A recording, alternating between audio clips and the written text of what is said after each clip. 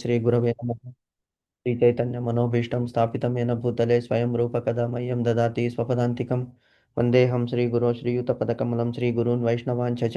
శ్రీరూపం సాగ్రజాతం సహగణ రఘునాథాన్వితం తం సజీవం సాద్వైతం సావధూతం పరిజన సహితం కృష్ణ చైతన్య దేవం శ్రీ రాధాకృష్ణ పాదాన్ సహగణ లలితా శ్రీ విశాఖాన్వితాంశ. నమో ఓం విష్ణుపాదాయ కృష్ణ ప్రేష్టాయ భూతలే శ్రీమతే భక్తి వేదాంత స్వామినీతి నామినే. नमस्ते सरस्वती देवी गौरवाणी प्रचारिणी निर्विशेष शून्यवादी पाश्चात्य देशतारिणे. वाञ्छाकल्पतरुभ्यश्च कृपा सिन्धुभ्य एव च पतितानां पावनेभ्यो वैष्णवेभ्यो नमो नमः. नमो महावदान्याय कृष्णप्रेमप्रदायते कृष्णाय कृष्णचैतन्यनाम्ने गौरत्विषे नमः. हे कृष्णा करुणा सिन्धो दीनबन्धो जगत्पते गोपेश गोपिका गोपिका कान्ता का राधाकान्त नमोस्तुते तप्त काञ्चन गौरांगी राधे वृन्दावनेश्वरी. वृषभानुसुते देवी प्रणमामि हरिप्रिय नीलांचल निवासाय नित्याय परमात्मने. बलभद्र सुभद्राय जगन्नाथाय ते नमः. जय श्री कृष्ण चैतन्य प्रभु नित्यानंद श्री अद्वैत गदाधर श्रीवासादि गौर भक्तवृंद. हरे कृष्णा कृष्ण कृष्ण हरे हरे हरे राम राम राम हरे हरे. हरे कृष्णा कृष्ण कृष्ण हरे हरे राम राम हरे हरे. हरे कृष्णा कृष्ण कृष्ण हरे राम राम हरे हरे. एकं शास्त्रं देवकी पुत्र गीतम् एको देवो देवकी पुत्र एव च एको मन्त्रस्य तस्य नामानि यानि कर्मस्येकं तस्य देवस्य सेवा. हरे कृष्णा कृष्ण कृष्ण हरे हरे. हरे राम राम हरे हरे. हरे कृष्ण कृष्ण कृष्ण हरे हरे. हरे राम राम हरे हरे. हरे कृष्ण कृष्ण कृष्ण हरे राम राम हरे हरे. ओम नमो भगवते वासुदेवाय. नारायण नमस्कृत्वं नरं चैव नरोत्तमं देवीं सरस्वतीं व्यासं ततो जयमुदीरयेत् नष्टप्रायेषु अभद्रेषु नित्यं भागवत सेवया. भागवते उत्तमे श्लोके भक्तिर्भवति नैष्टिकी. ॐ जन्माद्यस्य यतोन्विनिमयादितरतश्चार्थेष्वभिघ्नस्वराट् तेने ब्रह्महृदायादिकवये मुह्यन्ति यं सूरयः. तेजोवारिमृधां यथा विनिमयो यत्र त्रिसर्गो मृषां धाम्ना स्वेन सदा निरस्तकोकं सत्यं परं धीमहि. यं प्रव्रजन्तमनुपेतमपेतकृत्यं द्वैपायनो विरहकातर आजुहावहः. पुत्रेति तन्मयतया तर्वोति नेदुस्तं तं सर्वभूतहृदयं मुनिमानतोऽस्मि. निगमकल्पतरोर्गलितं फलं शुकमुखादिद्रव अमृतसंयुतं पिबत भागवतं रसमालयं मुहुरहो रसिका भुवि भावुकाः. హరే కృష్ణ మాతాజీ. ఇప్పుడు ఇవాళ మనం శ్రీమద్ భాగవతాన్ని డిస్కస్ చేద్దాము. శ్రీమద్ భాగవతం గురించి అందులో ఉన్నటువంటి మహాత్మ్యాలు మనం ఎన్నోసార్లు తెలుసుకున్నాము. శ్రీకృష్ణ భగవంతుడు స్వయంగా ఈ భాగవతంలో తన విభూతి రూపాన్ని ఉంచాడనమాట. భగవద్గీతలోను భాగవతంలోను. ఇది శ్రీమద్ భగవద్గీత అనేటువంటిది మనకి భగవంతుడు డైరెక్షన్స్ ఇచ్చాడు. ఎలాగా లైఫ్ని ఫ్రూట్ఫుల్గా మనము గడపాలి అంటే జీవిత ఉద్దేశము ఎలాగ మనము నెరవేర్చుకోవాలి. How to go back to Godhead అంటే గోలోక ధామానికి ఎలాగ వెళ్ళాలి అనేటువంటి దర్శనాన్ని డైరెక్షన్ని మనకి ఇచ్చాడు. శ్రీమద్ భాగవతం ఏమిటంటే భగవంతుని యొక్క మహిమలు అంటే ఎంతో భాగవతోత్తములు ఉన్నారు. అందుకే దాన్ని శ్రీమద్ భాగవతం అంటారు. భాగవతోత్తములతో భగవంతుని స్తుతి చేయింపబడింది అనమాట ఈ భాగవతంలో. దానికి అంతటి మహిమ ఉన్నది. భాగవతాన్ని భగవద్గీతని రోజు పఠించాలన్నమాట మనము. సో ఈవెన్ పరీక్షిత్ మహారాజుకి ఆయనకి శాపం తట్టిన తర్వాత ఆయన 7 రోజుల్లో ఇంకా మరణిస్తానని తెలిసినప్పుడు అతడు ప్రాయోపవేశానికి సిద్ధమైపోతాడు. ప్రాయోపవేశం అంటే అన్న ఆహారాదులు మాని నిద్ర కూడా మాని మరణానికి సిద్ధమవుతున్నాడనమాట పరీక్షిత్ మహారాజు. సో అప్పుడు శుక మహర్షి వచ్చి అక్కడికి పరీక్షిత్ మహారాజుకి శ్రీమద్ భాగవతాన్ని వినిపించడానికి ఉద్యుక్తులవుతున్నారు. So that is the first time Bhagavatam భూలోకానికి వచ్చిందనమాట. సో అప్పుడు భాగవతాన్ని వాళ్ళు చదివి వినిపిస్తున్నప్పుడు దేవతలందరూ కూడా వచ్చి, మాకు ఈ పరీక్షిత్ మహారాజుకి మీకు అందరికీ కూడా మేము అమృతాన్ని పంచిపెడతాము. ఈ భాగవతం అనేటువంటి అమృతాన్ని మాకు ఇవ్వండి అంటే శుక మహర్షి తర్వాత పరీక్షిత్ మహారాజు కూడా ఒక చిరునవ్వు నవ్వి, వజ్రానికి గాజు పెంకుకి ఎక్కడ సామరస్యత ఉన్నది. అమృతం అనేటువంటిది అమరత్వం ఇవ్వచ్చు. అది కూడా అమరత్వము టెంపరరీ కాదు. అమరత్వం అంటే long life. It is long అంటే very very very very very long life. మరి దేవతలందరూ కూడా మళ్ళీ మళ్ళీ ఆ బ్రహ్మదేవుడి దగ్గర నుంచి చీమల వరకు మళ్ళీ మళ్ళీ జన్మించాలి, తప్పదు. కాబట్టి ఆ అమరత్వంని ఇచ్చేటువంటి అమరత్వం అంటే చిరంజీవి తత్వం. చిరంజీవి అన్నా కూడా లాంగ్ లైఫ్ అని అర్థం అన్నమాట. సో, ఆ అమృతం ఎక్కడ? అమృతం అనేటువంటిది ఆ గాజు పెంకు ఎక్కడ? ఈ భాగవతం అనేటువంటిది అమృతం ఎక్కడ? దీనివల్ల ఏమవుతుందంటే జన్మ అంటూ మళ్ళీ ఉండదు. ఎందుకు? భాగవత శ్రవణాన్ని ఎవరైతే చేస్తారో వాళ్ళకి ముక్తి అనేటువంటిది భగవంతుడు ప్రసాదిస్తాడు. కోటి కోటి జన్మల పాపాలని దగ్ధం చేసేటువంటి మహిమ శ్రీమద్ భాగవతంలో ఉన్నది. అలాగే మనం ఇంతకు ముందు కూడా చెప్పుకున్నాము.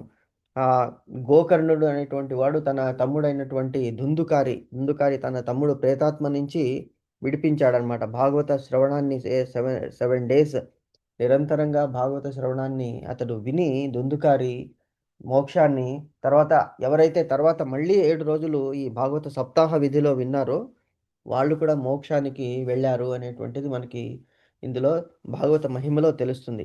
అటువంటి భాగవతాన్ని మనము వినడము, శ్రవణము చేయడం అనేటువంటిది మన పూర్వజన్మ సుకృతము. అది కేవలము భగవంతుని యొక్క అహేతుకి కృప అన్నమాట మన మీద. అహైతుకి అంటే హేతుకి అంటే కారణము. అహైతుకి అంటే వితౌట్ రీజన్. అంటే తల్లి ఎలాగైతే పిల్లలని సేవిస్తూ ఉంటుందో యాక్చువల్లీ పిల్లలకి సేవలు చేస్తూ ఉంటుంది తల్లి. ఎందుకు అంటే అవ్యాజమైనటువంటి ప్రేమ. పుత్రుల నుంచి పిల్లల నుంచి ఆ ప్రేమని ఆశించి తిరిగి తనని పుత్రులు అలా ప్రేమించాలి అని అనుకోదనమాట. తన కర్తవ్యం అని చెప్పేసి పిల్లలకి ఎలాగైతే సేవ చేస్తూ ఉంటుందో, అలాగే భగవంతుడు కూడా తన బిడ్డలైనటువంటి మనకి ఈ భాగవతాన్ని ఎవరైతే శ్రవణం చేస్తారో, వాళ్ళకి అమరత్వాన్ని అంటే మోక్షాన్ని ప్రసాదిస్తాను అని భగవంతుడు ఆశ్వాసం ఇచ్చాడనమాట. సో, అటువంటి భాగవతాన్ని మనం వింటున్నాము. భగవతాన్ని అట్‌లీస్ట్ వారానికి ఒక్కరోజు మనకి వినేటువంటి ఈ మహద్భాగ్యం కలుగుతున్నది కాబట్టి, మనము చాలా కృతజ్ఞత తెలపాలి భగవంతునికి. ఓకే. సో, మనము ఇన్ ది ఫస్ట్ క్యాంటో అంటే ప్రథమ స్కంధములోని 8వ అధ్యాయంలోని 19వ శ్లోకంలో మనమున్నాము.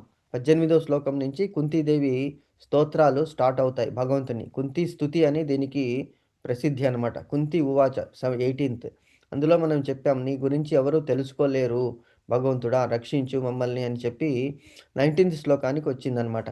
"మాయా జవనికాచ్ఛన్న అజ్ఞానం అధోక్షజం అవ్యయం న లక్ష్యసే మూఢా దృశో నటో నాట్యధరో యథా" అని భగవంతుడిని స్తుతిస్తూ ఉన్నదనమాట.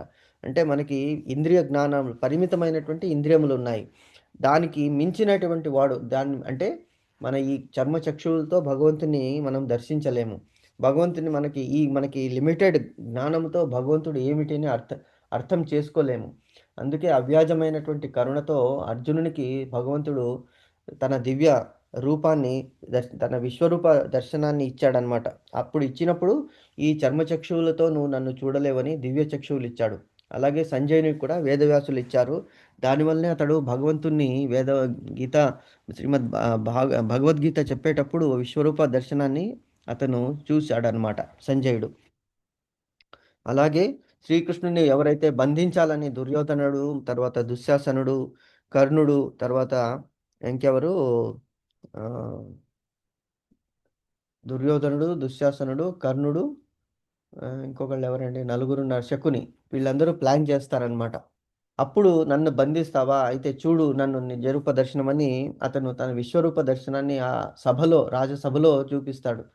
అందరికీ అసలు ఆ దివ్య రూపాన్ని చూడడానికి ఆ వెలుగుని వాళ్ళు తట్టుకోలేక కళ్ళు మూసేసుకుంటారు. కేవలము భీష్మాచార్యులు, కృపాచార్యులు, ద్రోణాచార్యులు వంటి ఉత్తములు, విదురులు వీళ్ళు మట్టుకే అండ్ ధృతరాష్ట్రుడిని కూడా అప్పుడు అతని చక్షువులు ప్రసాదిస్తాడు భగవంతుడు చూడమని చెప్పి. అట్‌లీస్ట్ ఇప్పుడైనా మేలుకో.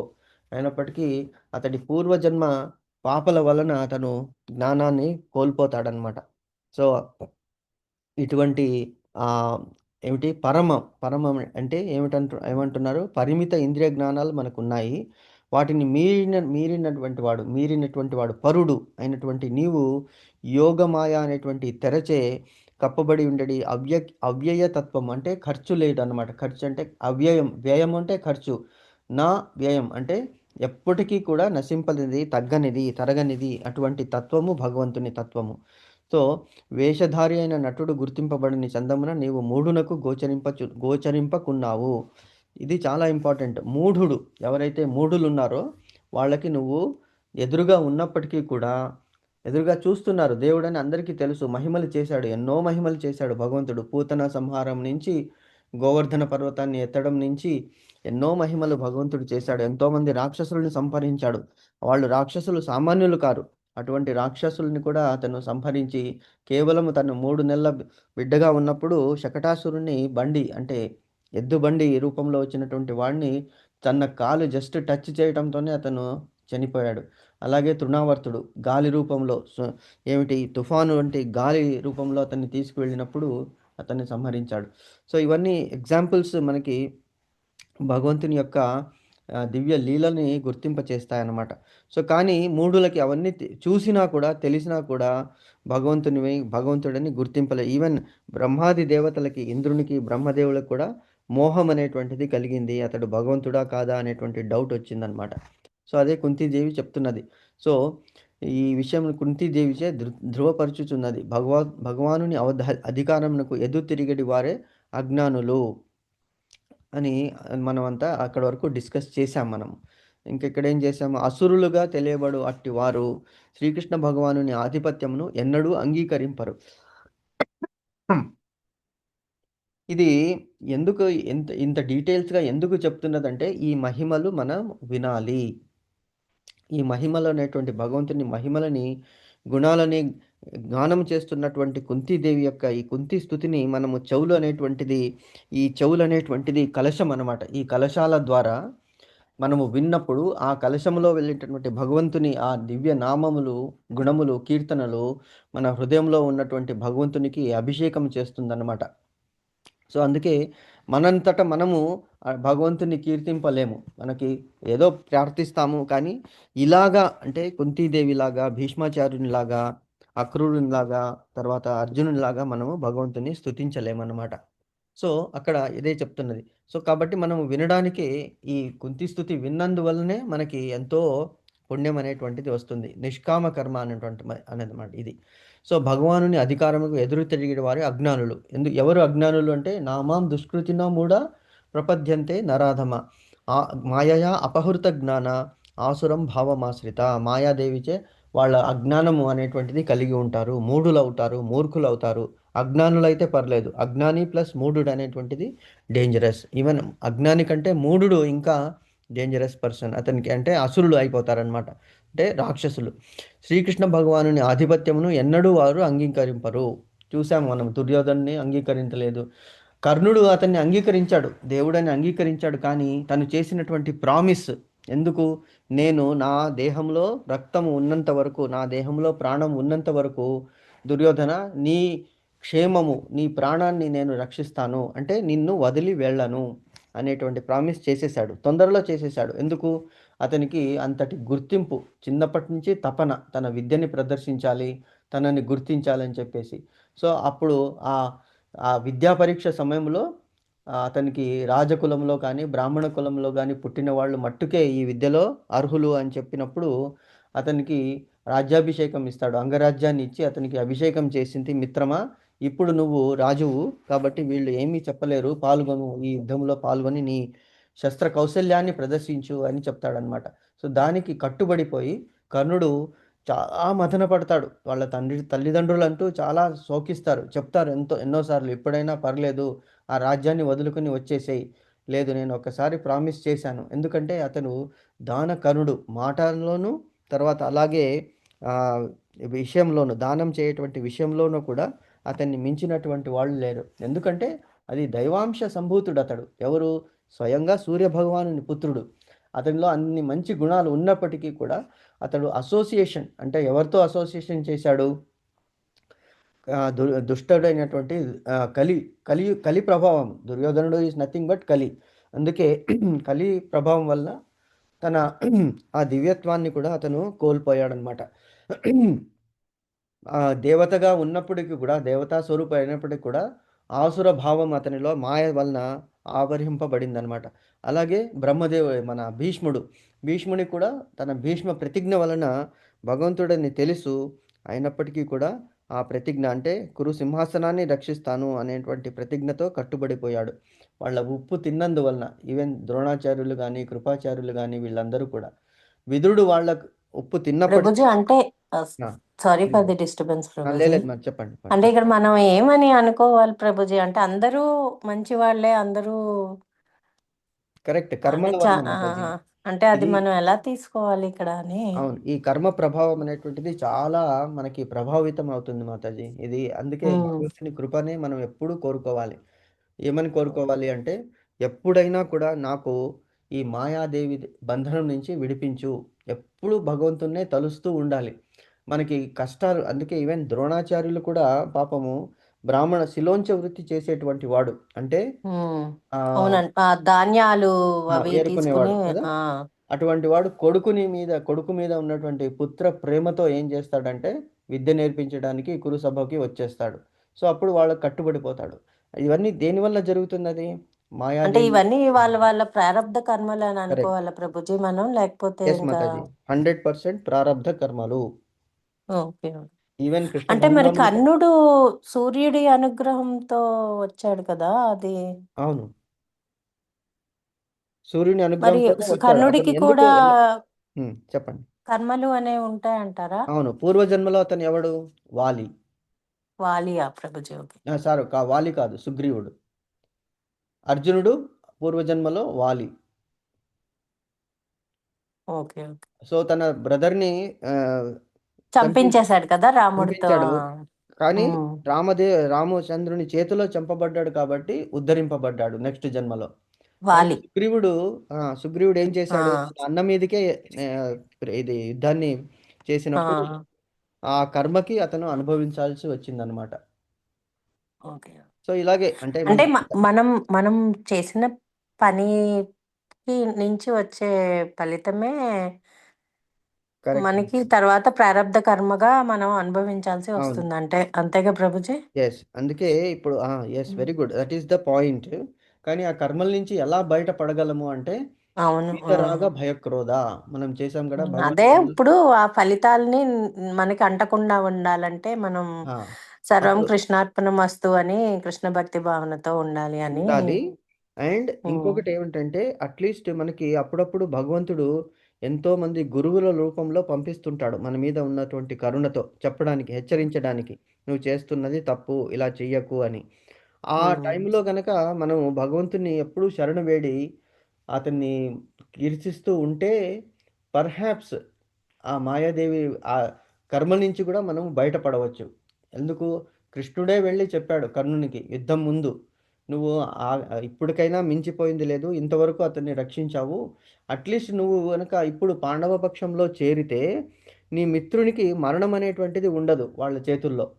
అతని మరణం న్యాచురల్‌గా వేరే విధంగా రావచ్చు. కానీ ఇప్పుడు నువ్వు అతను నిన్ను నమ్ముకునే ఈ యుద్ధానికి రెడీ అయ్యాడు. కాబట్టి నువ్వు ధర్మం అనేటువంటిది నీకు తెలుసు. నువ్వు ధర్మాత్ముడవు. ఇంత దాన ధర్మాలు చేస్తున్నావు. కుంతీదేవికి పుత్రుడవు నువ్వు. అంటే అతడు అంగీకరించాడప్పుడు. ఎందుకు? అది కూడా కర్మ ఫలితం అన్నమాట. సో, ఒక్కొక్కసారి కర్మ ఫలితము అంత తీవ్రంగా ఉంటుంది. అది మనల్ని దాని నుంచి బయటపడాలంటే only Krishna can save us from our previous జన్మాస్ పాపాలు గాని, పుణ్యాలు గాని. అంటే ఆ ఇప్పుడు ఈ జన్మలో మనం ఈ భక్తి భావనతో ఉంటే మనం వేరే కర్మలు ఏం చేయంగా ప్రభుజీ. సో మనకి తర్వాత ఈ కర్మల ఫలితాలు ఏమి ఉండవు అదే అని అంటాడు చెప్పి. భగవంతుడు. ఈ జన్మ అంటే ఉమ్, అదే ఆగామి తర్వాత ప్రారబ్ధం అనేటువంటిది సంచిత సంచిత కర్మలు. హ్మ్. ఆ 3 ఉన్నాయి కదా! సంచిత కర్మలు, అవును. ప్రారబ్ధ కర్మలు, ఆగామి కర్మలు. సో, సంచిత కర్మలంటే మనము ఏంటి కూడబెట్టినవి. కూడబెట్టి ఆల్రెడీ ఇప్పుడు చేసినవి. ఈ చేస్తున్నవి. అట్ ప్రజెంట్ ప్రారబ్ధం అని చేసినవి. అవును మాతాజీ. ఇప్పుడు ఈ జన్మలో కూడా మనకి తెలియకుండా ఇంతవరకు మనకి 30 ఏళ్ళో, 40 ఏళ్ళో, అవును, 50 ఏళ్ళో అంటే ఈ అయిపోవచ్చు. మనకి నాలెడ్జ్ రానంత వరకు మనం చేసి ఉంటాం కదా ప్రభుజీ చాలా. చేస్తూనే ఉంటాం. అవును మాతాజీ. ఉమ్, వచ్చిన తర్వాత ఓకే. మరి నెక్స్ట్ జన్మలో మనకి మంచి జన్మ రావచ్చు. అప్పుడు ఈ పూర్వజన్మ స్మృతి వలన, ఈ కర్మల వలన మనము మంచి కర్మలు చేసి అందుకే బహూనాం బహూనేమి బహూనాం జన్మనామంతే జ్ఞానవాన్మా ప్రపద్యతే అన్నాడు భగవంతుడు. ఎన్నో జన్మలు, కొన్ని కోట్ల జన్మల తర్వాత నన్ను అసలు స్తుతించడానికి, స్మరించడానికి మనుషులకి అవుతుంది. బహూనాం జన్మనామంతే ఉమ్, జ్ఞానవాన్మా ప్రపద్యతే. వాసుదేవం సర్వం. అది చాలా ఇంపార్టెంట్. అంటే మనం ఇంతవరకు ఏమిటి మన భౌతిక ఇచ్చల వలన వేరే వేరే దేవతలని మనం కామ్య కర్మలు చేసుంటాం. సో ఆ కామ్య కర్మలకి ఫలితాలు ఇప్పుడు మనకి ఏదో ఒకటి రావాలి, బెనిఫిట్ రావాలి అంటే అది వేరే ఎవరి దగ్గర నుంచో తీసి ఇవ్వాలి. అంతేకాని అంటే డెఫినెట్గా ఆ కామ్య కర్మల యొక్క ఫలితాలు మనం అనుభవించాలి. అనుభవించాలా? సో ఆహా! వద్దు ఇంకా చాలు అని ఎప్పుడైతే ఎప్పుడు మనిషి డిసైడ్ చేసుకుంటాడో ఆ జ్ఞానము రావాలి. ఇవన్నీ టెంపరరీ, ఇవన్నీ నశ్వరము. మనం ఇన్నాళ్ళు ఇన్ని పాపాలు చేశాము, ఇంతమందిని నొప్పించాము అని ఆ భావన ఎప్పుడైతే వస్తుందో, అప్పుడు మన హృదయము శుద్ధమవుతుంది. ఆ అద్దం మీద కప్పబడిన మలినాలు వెళ్ళిపోయి, కేవలం అప్పుడు భగవంతుని యొక్క రూపము మన హృదయంలో నిలుస్తుంది. ఆ భగవంతుని రూపం ఎప్పుడైతే మన హృదయంలో వస్తుందో, అప్పటినుంచి మనం ఇంకా పాపకర్మలనేటువంటిది చెయ్యము. రోడ్డు మీద ఒక రూ. 100 పడింది, రూ. 500 పడి ఉంది. అది తీసుకుని మనము మన దగ్గర దాచుకోము. భగవంతునికి అర్పించేసేయాలి. ఎందుకు మనకి తెలీదు ఎవరు పోగొట్టుకున్నారో. సో, ఇది చిన్న విషయమే. వేరే వాళ్ళు మనల్ని అన్నా మనము ఆ టైంలో we should be able to స్థితప్రజ్ఞత అనేటువంటిది ఏర్పరచుకుని, అప్పుడు వాళ్ళని క్షమాగుణంతో క్షమించేసేయాలి వాళ్ళని. అలాగే వాళ్ళు తప్పు చేస్తున్నప్పటికీ కూడా మనము వాళ్ళని శుతి మెత్తగా మందలించాలి. అంతేకాని పౌరుష వాక్యాలు మాట్లాడు మనస, వాచ, కర్మణ వాళ్ళ మీద ద్వేషం అనేటువంటిది పెంచుకోకూడదు. అప్పుడే మనము సాత్విక స్థితి నుంచి శుద్ధ సాత్విక స్థితికి ఎదుగుతామన్నమాట. అప్పుడు ఇంకా ఆగామి కర్మలనేటువంటిది మనకి రావు. సో, సంచిత కర్మలు, ప్రారబ్ధ కర్మలు ఈవెన్ భగవంతుడు అంటాడు సంచిత కర్మలు అనుభవించాలి. ప్రారబ్ధ కర్మల్ని నేను చాలా తక్కువ చేసేస్తాను మీకు ఈ జన్మలో. ముందు జన్మలో ఉన్నటువంటి సంచిత కర్మలు ఈ జన్మలో అయినా అనుభవించాలి, నెక్స్ట్ జన్మలో అయినా అనుభవించాలి. దానికి ఎస్కేప్ లేదు. ప్రారబ్ధ కర్మలంటే ఈ జన్మలో నువ్వు పుట్టావు కాబట్టి దీనికి నేను ఎక్స్‌క్యూజ్ చేస్తాను. సంచిత కర్మలు అంటే ఆగామి కర్మలు ఇంక రాకుండా నీ దగ్గరికి రాదు. ఎప్పుడైతే అపరోక్ష జ్ఞానం అంటే భగవంతుని దర్శనం హృదయంలో అవుతుందో, అప్పుడు వాళ్ళకి ఇంకా మోక్షానికి దారి అనేటువంటిది సుగమం అయిపోతుందనమాట. ఇప్పుడు చూడండి ఈవెన్ ధ్రువ చక్రవర్తి 5 నెలలు తపస్సు చేశాడు. అలాగే దేవకి, వసుదేవులకి వాళ్ళు 6 మంది శిశువులు కలిగారు. వాళ్ళకి ఎంత ఉన్నది ఈ భూమి మీద టైము అంటే కేవలము పుట్టిన ఒక రోజో, 2 రోజుల్లో అంతే. అంటే అంత కర్మ వాళ్ళు అనుభవించాల్సి వచ్చిందనమాట. దానివల్ల జన్మ తీసుకున్నారు. అలాగే భీష్మదేవుడు ఆ అష్టవసువుల్లో ఒకడు. 800 సంవత్సరాలు ఆ దొంగిలించిన ఫలితాన్ని ఆవుని దొంగిలించిన ఫలితాన్ని 800 సంవత్సరాలు వాళ్ళ రిలేటివ్స్ నుంచి దూరంగా ఉన్నాడు. దగ్గరగా ఉన్నప్పటికీ కురుపాండవులకి అతడు ఏమీ చేయలేకపోయాడు. సో, కాబట్టి ఆ సంచిత కర్మలనేటువంటిది చాలా చాలా కష్టం. అది మనకి తెలీదు. దానివల్లనే ఇటువంటి ఆహ్, కష్టాలు అనుభవించాల్సి వస్తుంది మానవులు. ఇప్పుడు అంటే ఇది అందరూ మనం భగవద్గీతలో చెప్పుకున్నట్టు రాగము అనే దానికి బద్ధులవ్వటం మూలాన కరెక్ట్. వాళ్ళలా అన్ని ప్రాబ్లమ్స్ ఫేస్ చేశారనే అనుకోవాలి కదా అవును ప్రభుజీ? మాతాజీ. అవును. ఇప్పుడు హ్మ్. భగవంతుడు ఏమంటాడంటే, "నువ్వు చిన్నప్పటి నుంచి దానాలు, ధర్మాలు చెయ్యాలి." ఎందుకు? నెక్స్ట్ జన్మ గనక నీకుంటే ఇది ఉమామహేశ్వర సంవాదం అని ఉన్నదనమాట. అందులో ఇంకా చాలా డీటెయిల్‌గా అంటే మనకి ఒక్కొక్క దగ్గర ఒక్కొక్కటి డీటెయిల్‌గా చెప్పబడి ఉంది. అన్ని గ్రంథాలు అందుకే మన హిందూ మతం అనేటువంటిది చాలా గొప్పదనమాట. అన్నీ ఒక్క దగ్గరే చెప్పేసారనుకోండి, అది మనకి తెలీదు. అంటే మనకి తెలీదంటే మనకి తెలుసుకునేటువంటి సామర్థ్యము ఈ మానవ జన్మలో ఉండదు. ఎందుకంటే మందమతియః, మందభాగ్యాః, మంద ఆయుః పేషెన్స్ ఉండదు. కాబట్టి పార్వతీదేవి మహేశ్వరుడిని అడుగుతుంది. ఆహ్, ఎన్నో క్వెషన్స్ అడుగుతూ ఉంటుంది. ఎందుకు మీరడిగిన క్వెషనే ఆవిడ కూడా అడిగింది. ఎందుకు ఆ జన్మలోనే వాళ్ళు అన్ని జన్మల్లో చేసినటువంటి కర్మలు అనుభవించితే నెక్స్ట్ జన్మలో అంట మంచి జన్మ వస్తుంది కదా! అంటే పరమేశ్వరుడు అంటాడు. ఇప్పుడు ఒక విత్తనాన్ని మనం నాటినప్పుడు విత్తనం ఏమిటి? ఏ చెట్టుకు చెందినది? ఆ చెట్టుకి ఎన్నాళ్ళు పడుతుంది? ఒక టొమాటో ప్లాంట్ ఉన్నది. అది 3 నెలల్లో ఫలమిస్తుంది. అదే ఆహ్, టె ఒక ఏమిటి ఆహ్, టెంకాయ చెట్టు ఉన్నది. అది హ్మ్. 10 సంవత్సరాల్లో అవ్వచ్చు, 5 సంవత్సరాలు, 20 సంవత్సరాలు అవ్వచ్చు. ఆ తర్వాత తాటి చెట్టు ఉన్నది. అది ఎంతో ఎత్తుకు పెరుగుతుంది. కానీ దాని ఫలాలు ఎవరు తీసుకుంటారు? ఎవరైతే ఆసుర భావం ఉంటదో వాళ్ళు తీసుకుంటారు. అది చెట్టు నీడను ఇవ్వదు. తర్వాత దానివల్ల ఉపయోగం కూడా లేదు. అందుకే ఆ ఉమామహేశ్వర సంవాదం అంటే కొంతమంది ఎందుకు వికలాంగులై పుడుతున్నారు? కొంతమంది ఎందుకు గుడ్డివాళ్ళై పుడుతున్నారు, కొంతమంది మూగవాళ్ళు ఎందుకు అవుతున్నారు, కొంతమందికి ఎందుకు పుత్రులు అంటే పుత్ర సంతానం ఉండదు అంటే ఏదో జన్మలో వాళ్ళు ఏదో ఈర్ష్య పడి ఉంటారు, లేకుంటే ఎవరో పుత్రులని వాళ్ళు సంహరించి ఉంటారు. దీనివల్ల వాళ్ళకి ఈ జన్మల్లో ఉండదు. మరి ఎందుకు బీదవాళ్ళుగా ఉన్నారు అంటే ఎవరు దాన ధర్మాలు చెయ్యరో వాళ్ళు ఆ బీదరికాన్ని అనుభవించాలి. లాస్ట్ స్టేజ్లో దాన ధర్మాలు ఇంకా తెలిసినప్పుడు దాన ధర్మాలు చేసుకుంటే నెక్స్ట్ జన్మలో వాళ్ళు ఎప్పుడైతే చివరి దశకి వస్తారో ఆ దశలో వాళ్ళకి సంపద ఇస్తాడు. అది అనుభవించడానికి కూడా వాళ్ళకి ఆ ఫెసిలిటీ అనేటువంటిది ఉండదు అని చాలా చక్కగా ఉన్నది. ఇవన్నీ ఉమామహేశ్వర సంవాదం అని మీరు యూట్యూబ్లో కనుక సెర్చ్ చేస్తే మీకు అది చాలా చక్కగా చెప్పారు. చాలామంది చెప్పారు. సో దానివల్ల మనకి most of our doubts gets clarified and hour ఆత్మ గెట్స్ ప్యూరిఫైడ్. ఓహో, ఇవన్నీ ఇలా తప్పు చేశాను, దీన్ని మనం చేయకుండా ఉంటే బాగుండేది, అట్లీస్ట్ ఇప్పుడైనా మనకి తెలిసింది అని చెప్పి ఇంకా ముందు మనం అటువంటి తప్పులు చేయమన్నమాట.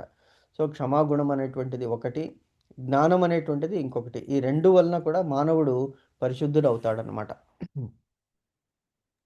Okay Prabhuji, thank you Prabhuji. Mataji thank you ఎందుకు మాతాజీ, ఇట్స్ వెరీ అంటే మళ్ళీ ఏదో నేను డైవర్ట్ చేసినట్టున్నాను, వేరే చెప్తున్నారు క్వశ్చన్స్ కదా అడగాలి అందుకని. మాతాజీ. క్వశ్చన్స్ అడిగినప్పుడే మనకి అంటే ఇప్పుడు చెరుకు ఉన్నది మాతాజీ, ఆర్ మనకి ఒక బావి ఉన్నది. ఆ బావిలో ఏమున్నది, మనం నీరు తోడుతూ ఉంటే మళ్ళీ ఫ్రెష్ వాటర్ అనేది వస్తుందన్నమాట. అలాగే ఈ క్వశ్చన్స్ అడిగినప్పుడు ఏమవుతుందంటే దానివల్ల డిస్కషన్ తీయటి నీరు తాగడానికి మనకు అవకాశం ఉంటుంది. క్వశ్చన్సే లేకుంటే ఏమవుతుంది, స్టాగ్నేట్ అయిపోతుంది అనమాట వాటర్. అలాగే చెరుకుని కూడా మనం ఎంత పిండితే అంత రసం వస్తుందన్నమాట. సో క్వశ్చన్స్ ఈజ్ మన మనస్సుని మనము పిండుతున్నాము. క్వశ్చన్స్ పిండడం వల్ల మనకి ఏమవుతుందంటే ఆ రసము అనేటువంటిది, జ్ఞానం అనేటువంటిది మనకి వస్తుందన్నమాట. అందుకే నేను ఎంకరేజ్ చేస్తాను, అందరూ కూడా క్వశ్చన్స్ అడగాలి. మనకి ఒకవేళ తెలిసి ఉండొచ్చు, అది తెలిసింది కరెక్టా కాదా, ఒకవేళ నాకు అన్నీ తెలియకపోవచ్చు. సో మీరు ఏం చేస్తున్నారు, నాకు ఫెసిలిటీ చేస్తున్నారు. ఓహో, ఈ క్వశ్చన్ అడిగారు కాబట్టి నేను కొద్దిగా చదవాలి. ఎందుకంటే మనకి జ్ఞానం అనేటువంటిది చాలా తక్కువ, మెమరీ అనేటువంటిది తక్కువ, అన్నీ గుర్తు పెట్టుకోలేము. కాబట్టి అట్లీస్ట్ మీరు నాకు అవకాశం ఇస్తున్నారు. ఈ క్వశ్చన్ అడిగిన దానివల్ల okay, next let me research on this, చదివేసి మళ్ళీ మనం డిస్కస్ చేస్తే అది మనకి పరిపూర్ణమత అనేటువంటిది మనకి ఏర్పడుతుందన్నమాట. జ్ఞానం అనేటువంటిది అంటే జ్ఞానానికి మితి లేదు.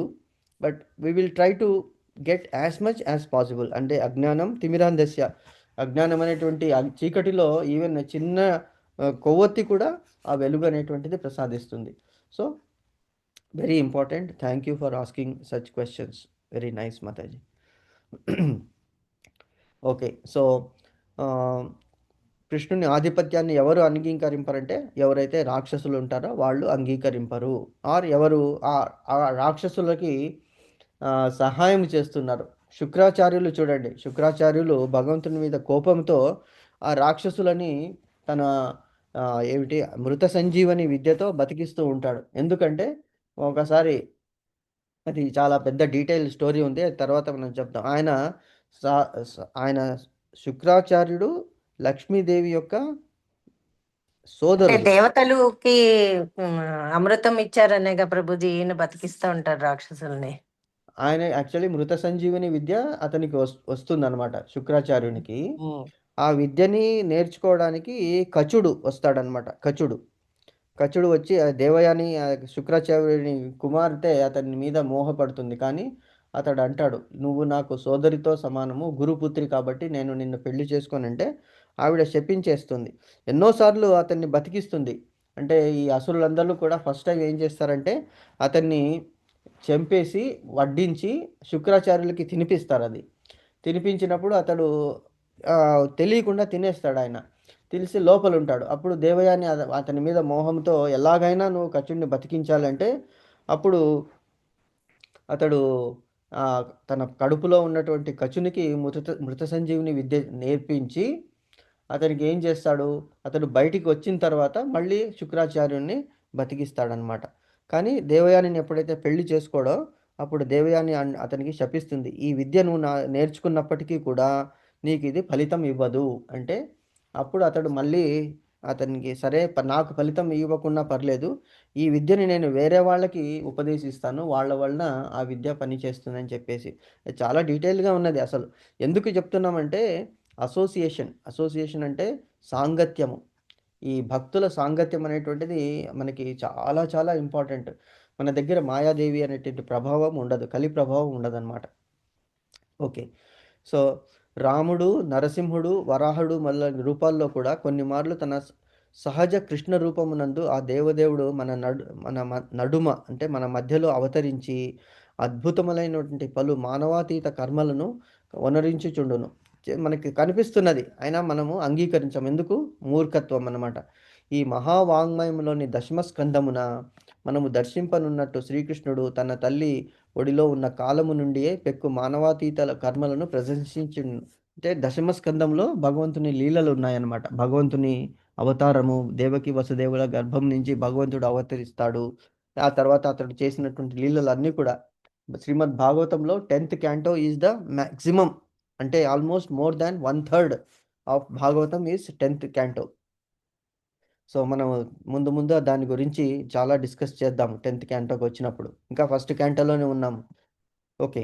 సో, పూతనను రక్కసిని సంహరించాడు. సామాన్య బాణుల వలనే ఆమె నుండి క్షీరమును తాగుటయే కాక ప్రాణములు కూడా దేవదేవుడు హరించి వేసెను.